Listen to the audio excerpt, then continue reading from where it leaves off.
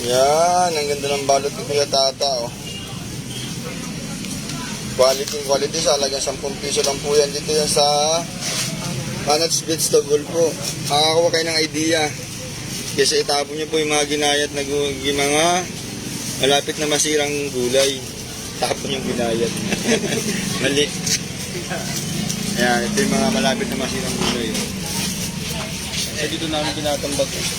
Sinabi ko kasi sa akin kanina eh. Kuya Tata. Eh, dumating na gulay na.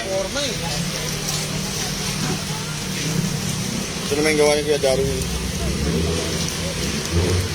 10 piso lang din po yan.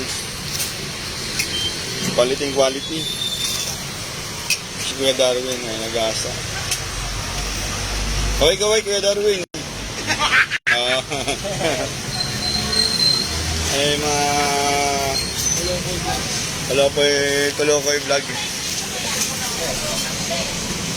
Ano si Toman ay nasa lain na yun. Nakakulay pula. Kung may borloloy, kami may borngongo.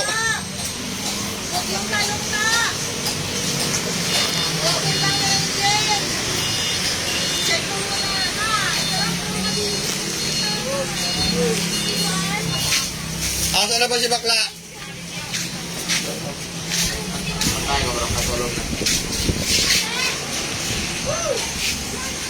Asa si bakla? Inutusan niyo ba si bakla? Inutusan niyo?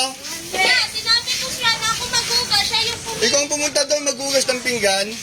Kaya nga.